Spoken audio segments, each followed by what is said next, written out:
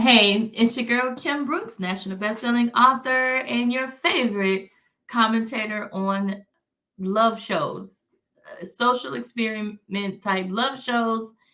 And it's going to be from my perspective, which is a Christian perspective. But hey, we still going to talk about it because some of it is tomfoolery.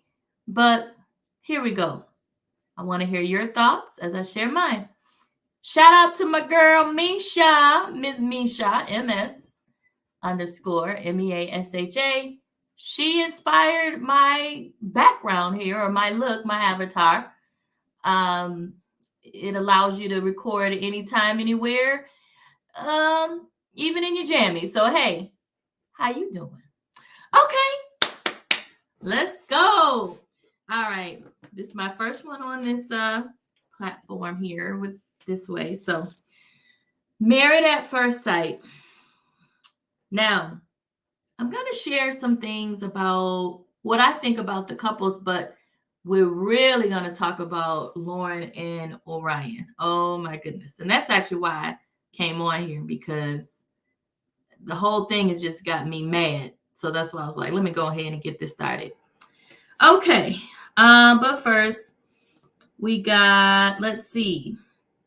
They started off the episode showing the couples, Emily and Brennan, Austin and Becca, Lauren and Orion, Claire and Cameron. I don't know why I keep forgetting Claire and Cameron. They're just like a snooze fest to me as a couple. I don't know why. It's just, I keep forgetting them, but no offense. Okay. Uh, let's see. I'm gonna just go in the order of. I'm looking at notes, so just so y'all know, this is my first one. So bear with me. Austin and Becca. So I'm gonna share a little bit about my thoughts about their dynamic, and I want to hear your thoughts in the comments. To be honest, I personally think most of these people are here for a check.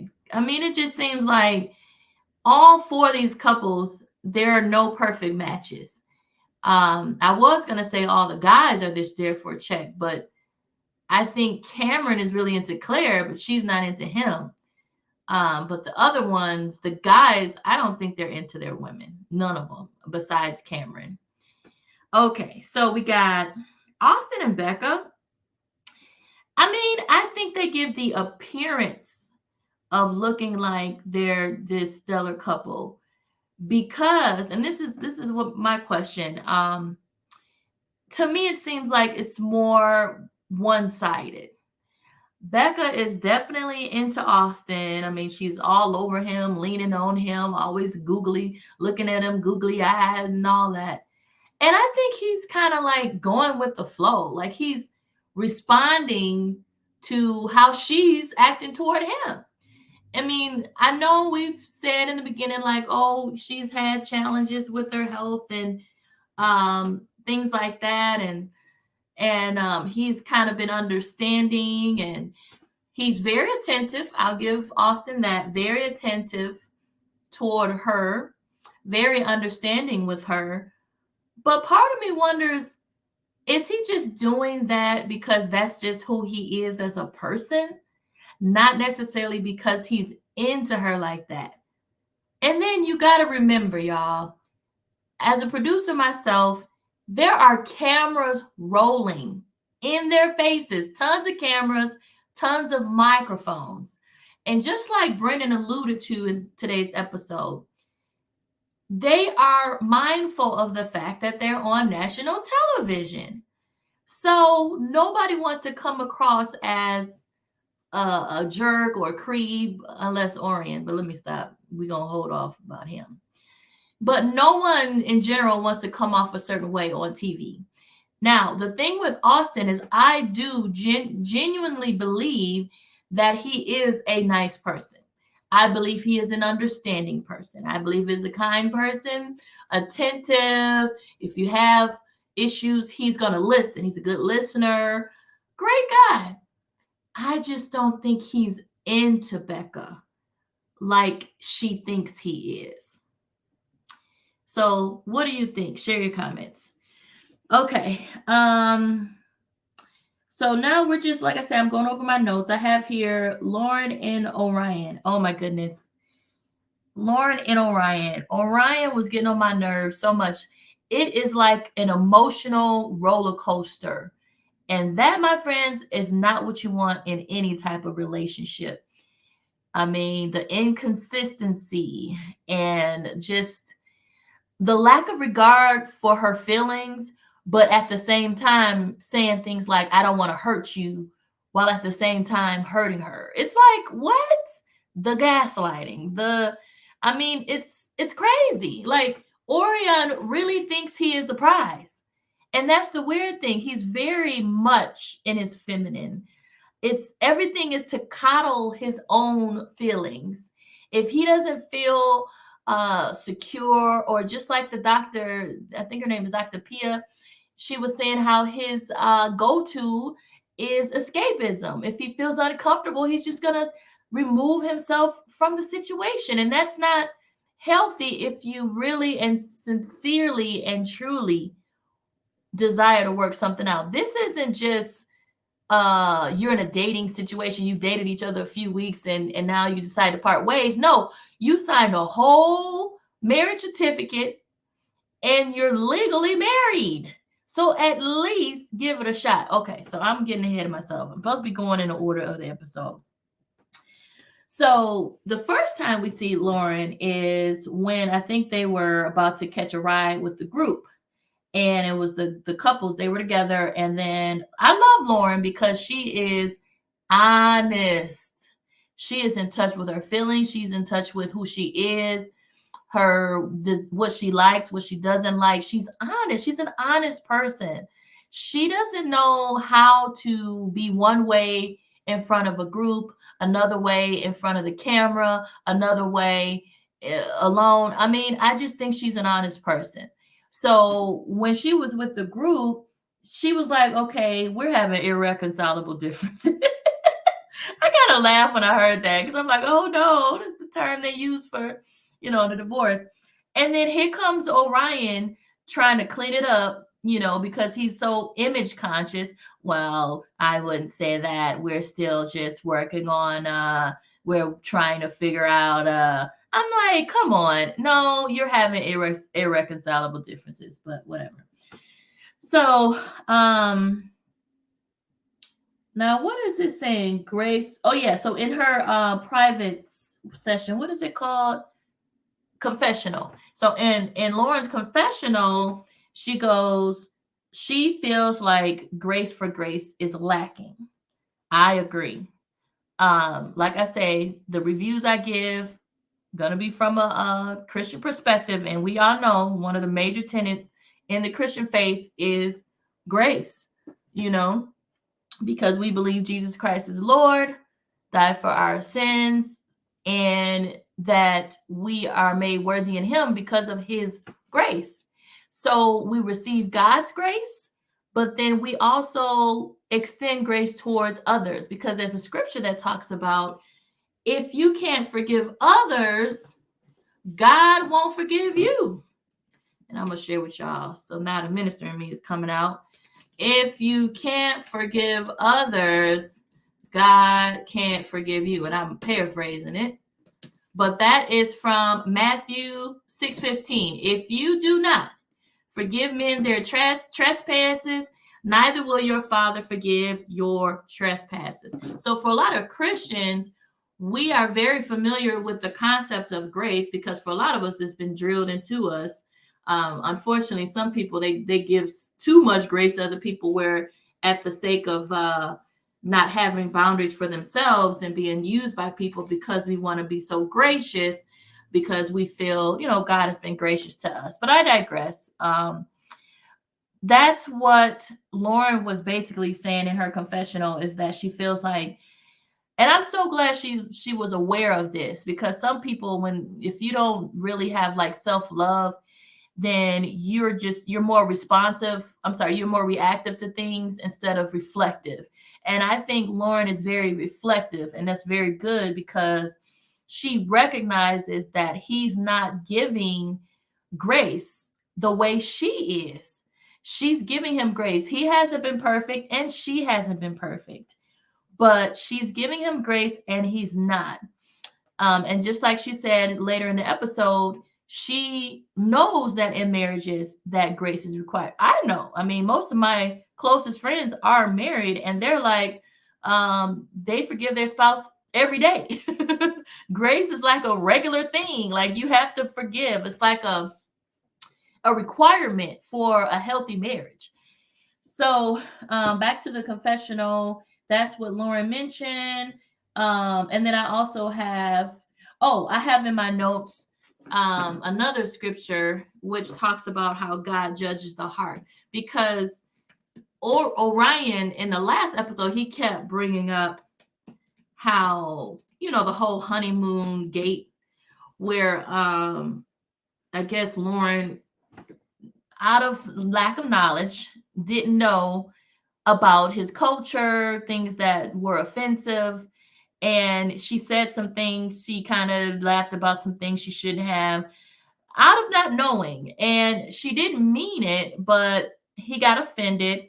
And it really took him to a place where he was, that's kind of what set off the whole thing, as far as him wondering, is this the woman for him? So it reminds me of the scripture, 1 Samuel 16:7. And it talks about how God, this is the second part of the scripture, God doesn't look like man looks, which is on the outward appearance, but God looks at the heart. And I feel like Lauren, her heart was not to offend in that situation. It was not in her heart to make him feel bad about his culture. And more than anything, grace should have been given by Orion for that reason. It wasn't like she did it intentionally, because when what was his name? Cameron made the comment about the reservation in the earlier episodes, he knew exactly what he was saying. That's why he even doubled down on it. Yet, what's his name? Orion kind of brushed that off with him, but for some reason with Lauren, it turned into like it was almost like it's a how dare you, how dare you talk about my culture? And she's like, oh, I'm sorry, like I didn't mean to. And not only that, she beat herself up so much about it, and to the point where you would think she would need a therapist after that. Like, she felt really bad, but he was not her soft spot, her landing place, from what happened.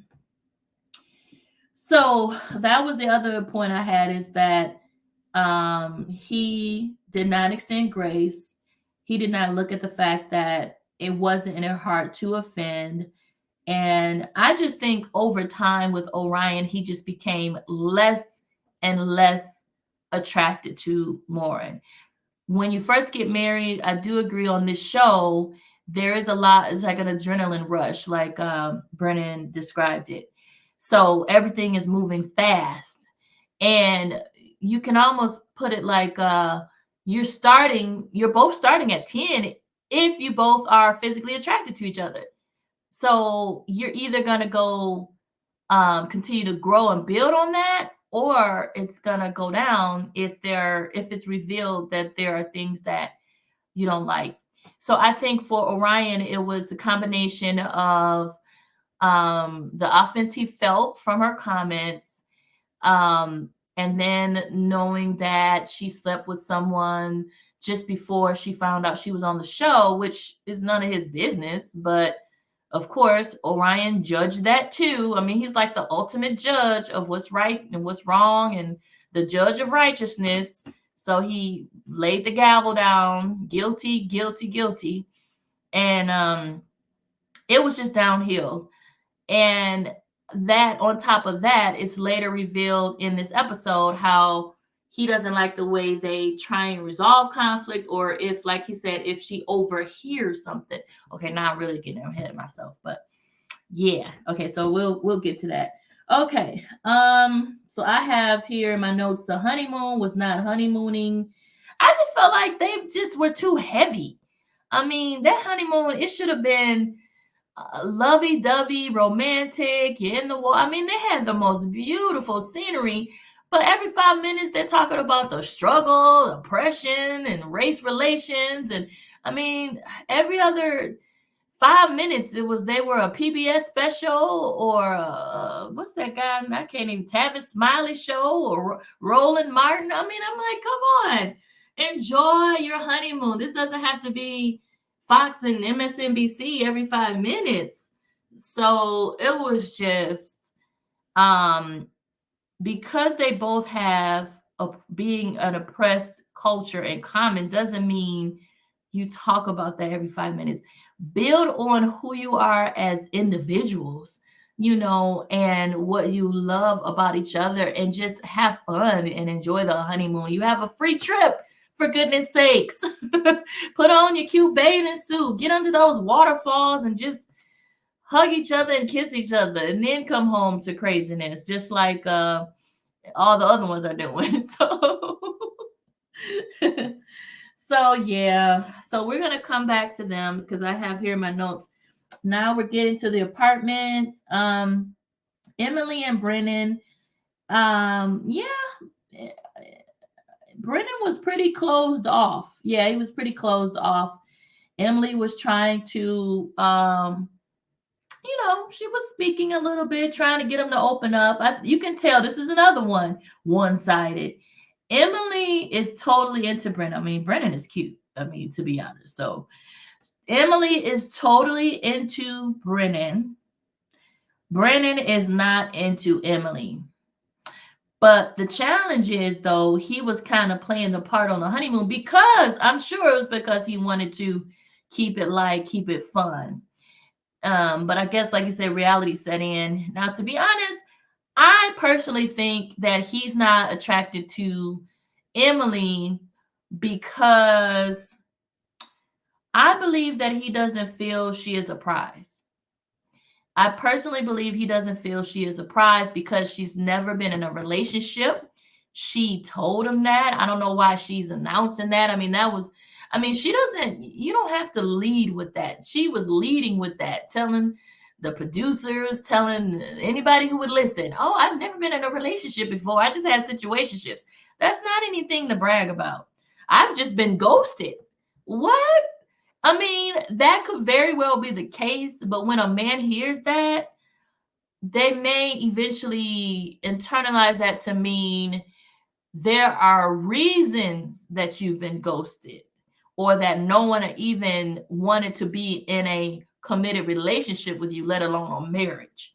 So I personally think that Brennan has started thinking about that more, like, I'm with someone who no man has ever, not only have they never put a ring on it or even proposed to her, they never even said, will you be my girlfriend?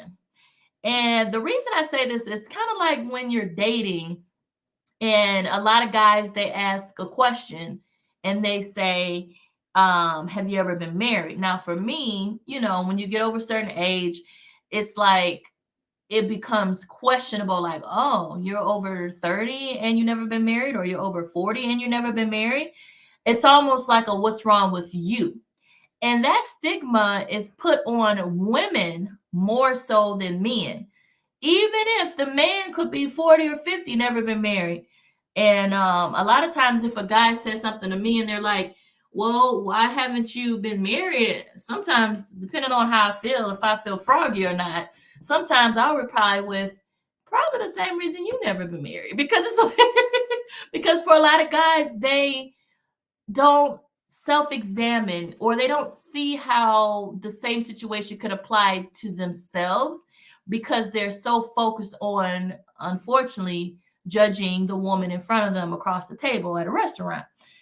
So a lot of times when a man knows a woman, even if she hasn't been married before, and she's over a certain age, they look at that. I actually had someone that I dated him the end, like last quarter four last year. I gotta name the quarters. But And I ended up breaking up with him in January for different reasons, mainly because he was dishonest about some very core things. But I can remember even before when we were getting to know each other, he kept like asking me questions like, why aren't you married? Like it was to the point where I had to be like, can we just move on from that? Like, what?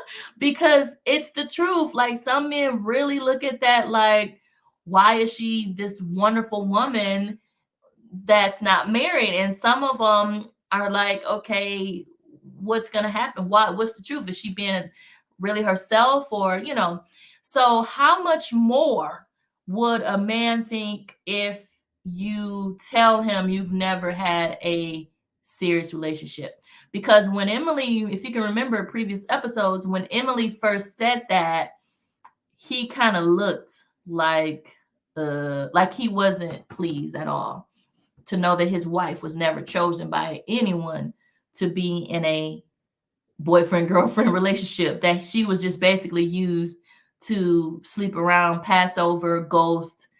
I think that's part of why he doesn't like her, to be honest. That's my thought. Let me know your thought as well. Let me know your thoughts in the comments, but that's my guess. I mean, she's an attractive young lady. I think it's more to it than him just saying, I'm not attracted to you physically. I think he's not attracted to maybe her lifestyle, being a party girl, and he's not attracted to her history, and that makes her unattractive to him. That's my little theory. So, which is unfortunate, but I just think he can't get past that. And again, like he said, he doesn't want to come across a certain way on TV, so he's keeping a lot of his thoughts to himself, but I believe that's a big part of it. Let's see. Now, let's see. Now, with Emily, the part that I wish she would be more open with him, and also communicate with him more in a way that she can prod him a little bit and just at least find out how he feels. She's very agreeable towards him because she doesn't want to push the envelope, but at the same time, she's not getting the information she needs to kind of find out where he is. But it is hard because Brennan is kind of purposefully holding back and being closed off. But yeah, even during the when they were talking to, were they talking to Pastor Carol? I think so. Yeah. So they were talking to Pastor Cal, and when he asked, "Are you invested?" She said yes, but then Brennan was hesitant. I think that's what happened. And I just wish Emily would open up more about her feelings and how his being closed off makes her feel. That helps with relationships as far as communicating. It helps when you, especially speaking to a man, it's kind of like it helps when you share how something makes you feel instead of like pointing the finger and saying you did this and this and this. It's more like, okay, when you're closed off, it makes me feel like it makes me feel like X, Y, Z, A, B, C. So yeah, I just wish they would both be more honest, because even Pastor Cal, he could tell that Brennan wasn't being totally honest. He knew. I mean, you could tell in his face. So I mentioned that he's TV mindful. Okay, so now we're gonna move on to Claire and Cam. And oh my goodness, Claire does not like Cameron. She also is someone who's being polite and not really wanting to hurt his feelings. But anytime you got the doctor talking about this is how you show affection by holding his hand, Claire is a whole therapist. She knows good and well how to show affection towards someone she's interested in or she likes.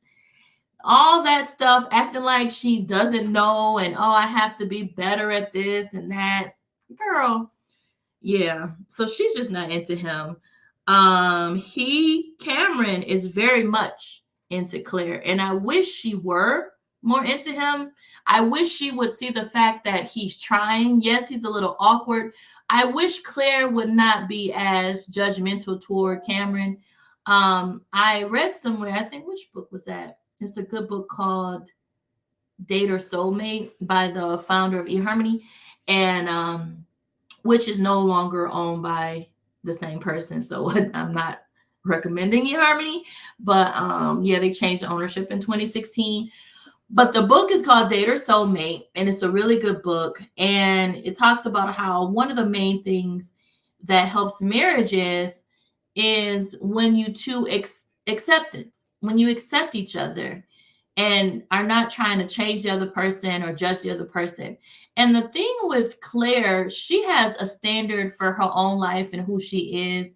But when you have that, you can't lack open-mindedness and diversity in others, or you have to embrace the other person, what they like and what they don't like, what they wear, what they choose not to wear, instead of constantly joking, oh, what do you have on? I mean, it's like every 5 minutes with her, it's a dig. She's digging Cameron on what he's wearing, what he's doing, what his hobbies are, what he likes to eat. I mean, it's like nobody is the standard of humanity as far as you do things a certain way and your partner's going to do things a different way. It doesn't mean one way is right or wrong. You accept who they are, you learn who they are, and you respect who they are. And it's almost like Claire, because she's judging Cameron so much, she doesn't respect him.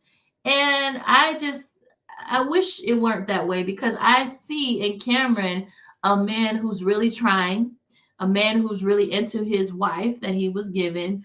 And I would see him, loving her the rest of her life, the way she wants to be loved. I mean, cared for, protected, provided. I see all of that in Cameron, but Claire can't get past the stuff she doesn't agree with because she's trying to diagnose him. And yeah, it's sad, but she's not into him. Okay. Let's see here. Emily and Brennan we're back on the couch. Oh no, I think these are the confessionals. Oh no. This is when the two of them are on the couch. And Emily asks Brennan, or she mentions that he may be self-sabotaging. And he kind of looked at her like, nah, that ain't it. And she once again asked Brennan, is he physically attracted to her? And his answer was, I'm not going to answer that. I don't want to hurt your feelings. So of course somebody can deduce that means no. Like what? So I don't like the wordplay, the mind games. He doesn't want to actually say he's not physically attracted to her because he doesn't want to appear a certain way. But the fact that you aren't being open and honest is making you appear a certain way. And that's what he doesn't understand. I mean, he's not attracted to her. And if you aren't, be honest about it. Say it up front. I mean, that's a major part of it. Like she said, if you're going to claim that you're not attracted to me, then that could explain your treatment of me. Because unfortunately, with a lot of men, the way you look to them or the physical attraction they have to you determines how they treat you. And so that's why Emily wanted to know the truth. Like, how do you feel about my looks physically? But like I said, I think he would be fine with her looks if she didn't have the fact that she's never been in a relationship, only situationships, loves to drink and party. And yeah, if all that wasn't there, I think he would be okay. But because of all that being there, now she's less attractive to him. All right. Let's go to Becca and Austin. Now, the interesting thing with them is, I know like the experts, they kind of probably see footage along the way and then they show up and then they have the chats or whatever. But I think Pastor Cal and the experts, I think they're overly excited about Beck and Austin to the point where it's kind of like unrealistic. It's not the truth. I mean, they may have seen some footage, they may have seen them being lovey-dovey and him being attentive and all that, but they're not really there. Just like but what I find out with Married at First Sight, this is what, season 17. I didn't see all of the seasons. I kind of like, after the whole Chris and Paige season, I was so upset with Married at First Sight, I put them on punishment. I missed like 4 or 5 seasons just because I was so upset about that situation. But I've seen a lot of the seasons though. So from what I can tell, when the experts feel like a couple has a good chance of staying together or being that it couple, they go right to, have y'all slept together yet? Have y'all done it yet? So it's kind of like they want to speed up the process as soon as they find that there are no issues. So that's what Pascal does. You know, that's the first thing he asks, because I'm sure he's heard that they're like the it couple of the season, the star couple. But like I said, because it's not everything that glitters isn't gold, the answer is no. And then the next thing they normally ask is the L word. And it's only been, what, 9 days? This is day 9. And they talking about, well, do you love each other? Oh, I'm just laughing because it's funny. They be trying to speed up the process because they just want to win. I think they just want to win so they get to the end and pop that champagne and be like, yay, they staying together for life. So I think that, like I said, Austin is not into Becca like that. I think he's just being nice, accommodating for appearances, and also because of who he is as a person. He is a nice and accommodating person, attentive person, and good listener. Becca is way into Austin. And then she felt good when he mentioned how he's a Christian, but that he's not like a super judgmental Christian that will, damn her to hell because she doesn't believe like he believes. And she felt comfortable in that. I mean, when you go on a show like Married at First Sight, I believe you can mention how important certain things are, like religion and things like that. So he probably put that he, didn't mind the religion of the other person. So she was relieved to know that. And I mean, it could work. I mean, I think even in the whole marriage, Austin strikes me as someone that would make the marriage work, even if he wasn't 1,000% or 100% attracted to his wife, because he signed up for it. And I think he understands what that meant. And that's the thing. That's the thing I don't understand with when some people come on Married at First Sight, and then the first thing is they see the person they're assigned to, and they're like, oh, no. It's like you sign up for a whole show where the premise is you don't see them until you're at the altar. I mean, if you wanted something else, then try Bachelor or another show where you actually can see them, Ready to Love, So, yeah, I think Austin is kind of like trying to make it work. He's probably someone that wouldn't even mind growing into love over time. He strikes me as someone that's like, okay, you're the one that they assigned me to. They assigned me to you for a reason. I'm sure they saw where we were compatible.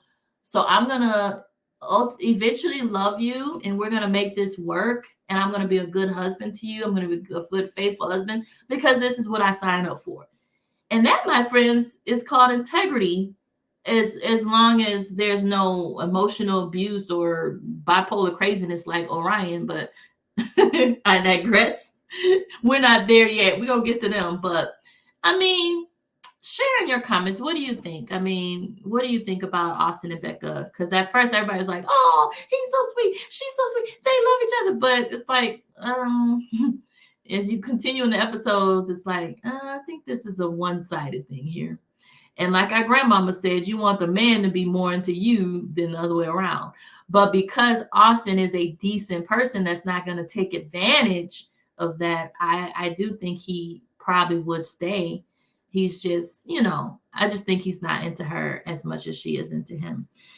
All right. So Oh yeah, I have here in the notes. Austin is holding back. That's the other thing.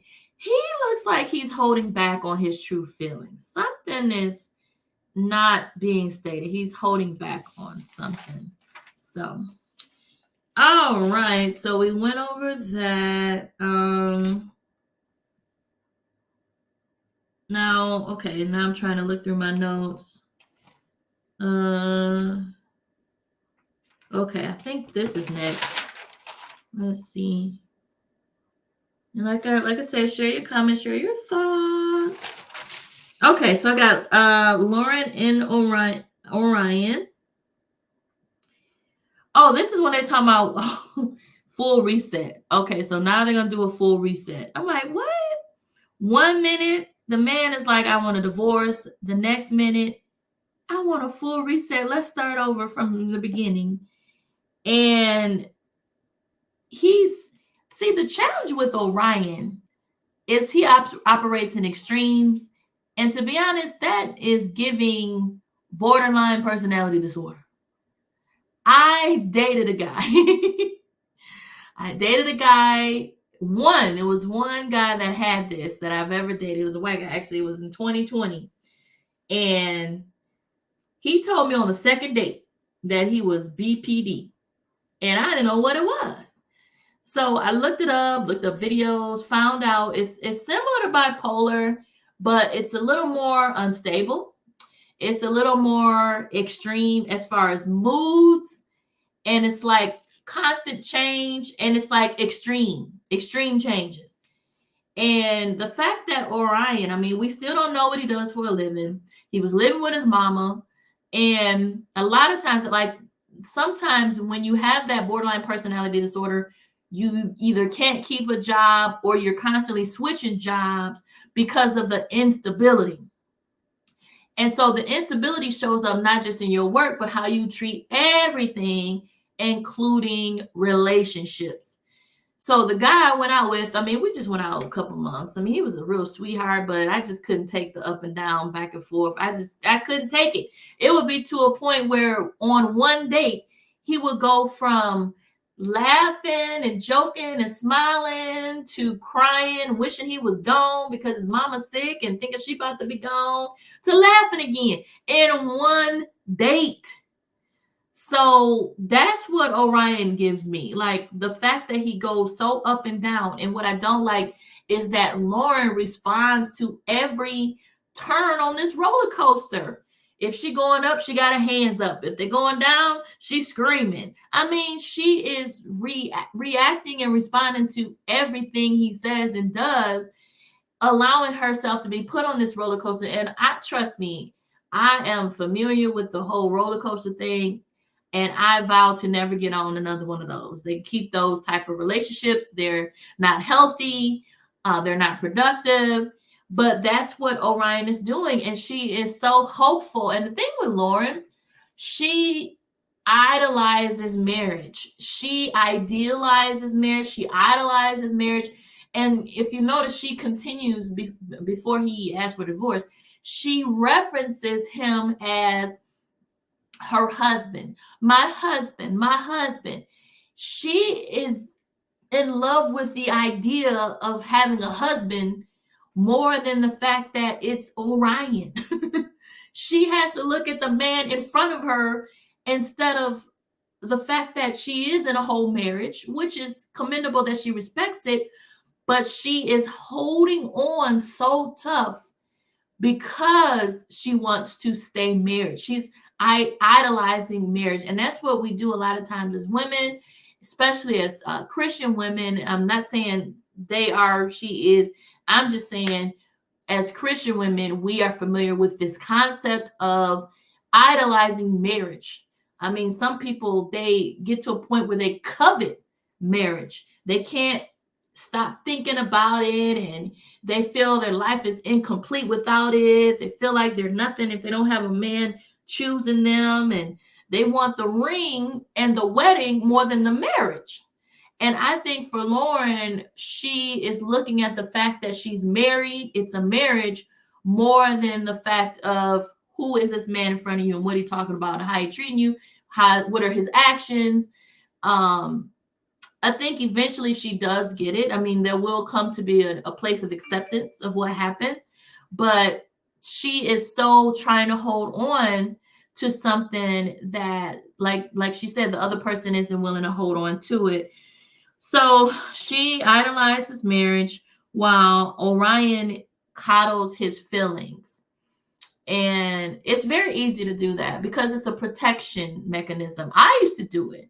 I had it pointed out to me before that I coddled my feelings, because sometimes when you coddle your feelings so much, it's to the detriment of the other person's, the detriment and lack of regard of the other person's feelings. So I get it, Orion. I get it. As an empathic person myself who wears my heart on my sleeve, I get it. Who's been hurt before? Because I think Orion, he's been hurt before, he's been manipulated before, he's been misused before. He gives me all of that because that's how he shows up in relationships. I think the difference, though, is I don't think he's healed from it. I don't think he's healed. I don't think he's ready for marriage. I think he still needs some more inner work to do. But the challenge comes is when you don't feel like you need it. It takes a level of introspection to know that you need more inner work done. And the scripture even talks about how we are to examine ourselves. And that's one thing I appreciate about Lauren, is she constantly examined herself, as far as, what she may have done wrong, what she should do differently. I don't recall Orion ever doing that. When did he say verbally what he did wrong in the relationship? I don't remember him ever saying. Only thing I remember him saying is, I don't want to hurt her. But it just seemed like that was just for show. It was like insincere, because I don't want to hurt you, but now I'm about to hurt you. So when has Orion taken accountability for hurting her or anything he's done? Anything. Even when he said the N-word, he kind of brushed it off, talking about I was singing it in a song. Dude, you was doing more than singing it in no song. So, yeah. Okay. So like I said, they're supposed to be doing a reset. And then even during the reset, and Lauren would constantly, we as the viewing audience were never confused about where Lauren stood in the relationship. She was constant in her affection toward him and her like toward him. I mean, half of us watching are like, what do you see in this man? I mean, I was like, maybe she should get with Michael, the Michael that had the fake runaway bride. Maybe they need to get together, because him and Orion got a similar look. So if she like Orion, she might like Michael. So maybe he seemed like a more decent person, I guess. So yeah, I don't know. But she, for whatever reason, really into this dude. And she would say it. But yet he never. When have you ever heard Orion say, Lauren, you're beautiful. Lauren, I adore you. Lauren, I like you. The only thing he said was chemistry. Chemistry is just sexual attraction. He never was like, I really like you. I believe you're beautiful. He never said that to Lauren. So I believe there was a disconnect there. I believe he was just putting on for the cameras, because a lot of times, I mean, the interesting thing is it seemed like a roller coaster to the viewing audience, because whenever the camera was rolling, it would be different. It would be, oh, we're resetting. Oh, he wants a divorce. Oh, we're in better terms. Because all the real action is obviously going on when the cameras aren't rolling. That's when everything gets real, but we don't get to see that. Okay, so day 9, like I said, they visit each other's homes. Claire and Cam visit each other. Cam's home looks decent. Claire's judging his home and his spider traps and how he eats and what he eats. And so next is Emily and Austin. Now the interesting thing, the guys that are like not wanting, that's a sign. The ones that don't want to move right in with you right away, that's a sign. They're not into you like that. when what's his name? Austin said that to Becca, talking about we should give it a few days. I got a roommate. And I mean, anytime you got the extra wording and oh well, my lease isn't up, our leases aren't up. She's like, look, I'm month to month, so it don't matter to me. She's like, I can live with, whatever the situation, we can still work it out. We don't have to be apart to work out where we're gonna live. And then Austin's like, well, I got a roommate. And I'm like, who is this roommate? So yeah, that's a red flag. Because I mean, look at the history of maths. Whenever one person does not want to move in immediately, that's a sign that they're not going to last. That's how it's been. That's how it's going to be. So you got Austin doing that to Emily. And then you got Brennan doing that to Austin doing that to Becca. And then you got Brennan doing that to Emily, saying the same thing. Well, let's give it a few days because it's been a whirlwind of adrenaline rush. Everything is moving so fast. So let's give it a few days. Nope. That's not a good sign. Now, back to Lauren. I have in the notes that Lauren needs to decide what she wants instead of getting on and off this roller coaster ride with Orion. He's holding all the cards. If he said jump, she's gonna say how high. If he said get low, she's gonna say, okay, I'm getting low with you. I mean, it's like she needs to determine what she wants, what she should accept, what she won't accept, her boundaries. And if he crosses those, then that's unacceptable. And then she can be like, peace out. But because she's so attached to idealizing the marriage, I don't even think that was an option for Lauren. She was willing to do whatever it takes to stay together, or at least make it to the decision day, the actual decision day, instead of all this, my decision day is today. That didn't happen with maths until, what season was that? Was it not that one girl, Lindsay or something? And it was halfway through the seasons when they were like, my decision day is today. I think it was the guy, because she was treating him so wrong. But yeah, that's like a new phenomenon where they're like, well, they don't even make it to the couch. So at the end. All right. So now we're at the end of the episode, and Lauren and Orion are on the couch. And Orion's like, yeah, well, I don't know. I mean, Lord, his voice. And he's like, I'm not looking to hurt her. And even she was looking like, yeah, right, you lying. So I personally, like I said, I think I don't think he's bipolar. I think he may be BPD. I think she needs to let him go. I think he's not ready for marriage. He doesn't know what it takes to have a long-lasting marriage. He's only concerned about his own self, his own survival, his own feelings. He's not into Lauren.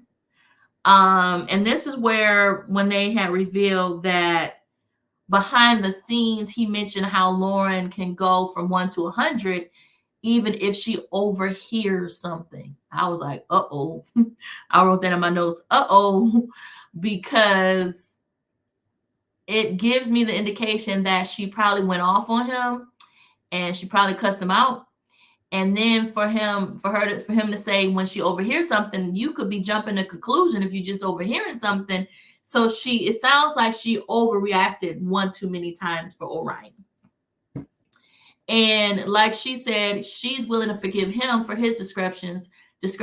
He's not willing to forgive her. But the thing with Orion and Lauren is they come from two different cultures. And Orion may not be used to being talked to a certain way by a woman.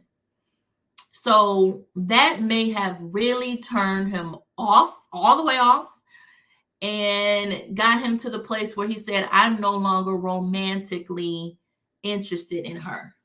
So like I said, with Lauren, it seems like And Dr. Pia, she had referenced in the last episode about how you have a love bank and you start, let's say you start with the same amount, and then over time you're either adding to that love bank, making deposits into it, or you're making withdrawals to the point where it goes negative.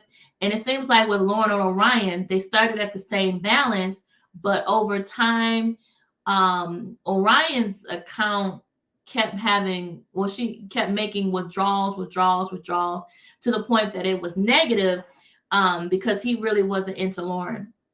And so no matter what she did, he wasn't liking it. He didn't like how she showed up as herself. He wasn't into her.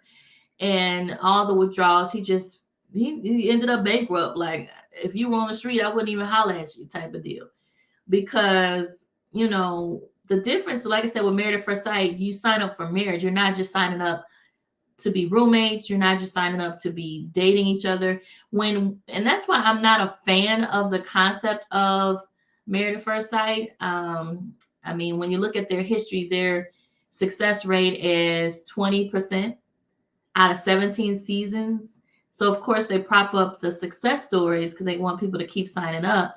But in actuality, 80% of their marriages don't last over a year. Because even some of the ones that say yes, they have a certain contract, I heard, where they get a little bit more money if they stay together for a year.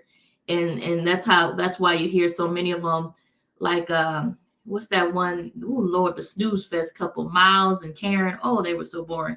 But yeah, they both, after a year or so, it's like, yeah. So I personally, like, as far as social experiment shows, dating shows, I like the concept of Love is Blind, because at least then you don't see the person, but you still communicate and you fall in love with each other emotionally first, and then you marry, and then you build on that. Versus Married at First Sight, you don't know a thing about the other person. You're putting your whole life partner into some three people that say they're experts, but they still don't know the two people. I mean, they only know what the people put on paper. And some people are not truthful when they put certain things on paper that they want or don't want, or even about themselves. So yeah. But yeah, so let's see, where was I? One, two. Oh, so I was saying how I think Orion was very put off by how Lauren communicated to him when she felt threatened, when she felt she needed to defend herself, when she felt unsafe, as she would often say, like, I don't feel safe. But the way that shows up, it sounds like it showed up in arguing and yelling and cussing him out. And she didn't want that. And I'm only saying that because even she said it on the couch when they were talking about it. She said, yes, you're right. And that is the case. So she didn't disagree with that. Her thing is, she felt like as long as she can forgive him for how he treats her, he should be able to forgive her for how she treats him. And he wasn't willing to do that because he probably felt like this is who she is. And he's adding all this stuff about her, the way she communicates about my community, the way she slept with someone just before finding out that she was on the show, the way she talks to me when she's not happy. He just doesn't like her. He's not into her. He doesn't like her as a person. And that's why I believe he didn't want to continue. Now, do I agree with it? No. I think he should have at least given it an opportunity to go all the way through, because what if she would have taken the information and changed the way she spoke to him and changed and kind of paused before reacting? What if she changed as far as trying to compromise? He didn't give her that opportunity. And like Dr. Pia said, because he wanted to control the narrative and the outcome, he gave up. So, which is probably for the best, because I don't like the way he shows up. You know, who wants a man that's inconsistent about their feeling towards you every other day? Who wants a man that is so feminine and in his feelings that he can never consider yours? You know, I mean, so it was for the best. It was for the best. Lauren, your man is out there. Um, because I do feel that Lauren is ready for marriage. I do. Her disposition, even when she's wrong or even when she's right, it's like she wants to do better. She wants to be a better person. She wants to make the marriage work. So whoever she ends up with, it'll work out as long as the two people are willing to work it out. But yeah, ultimately, I don't think Orion was into Lauren. I don't think he's into black women. I just don't. All right, so my first commentary as my little avatar. Share what anything that I mentioned, share in the comments. Let's get the conversation going, and check my description to connect with me and my different communities, and to check out the books I've written and my website where you can sign up for free devotionals and a free ebook. So let's stay connected and share comments, like, and subscribe. Be and stay encouraged. It's your girl Kim Brooks signing off. Peace.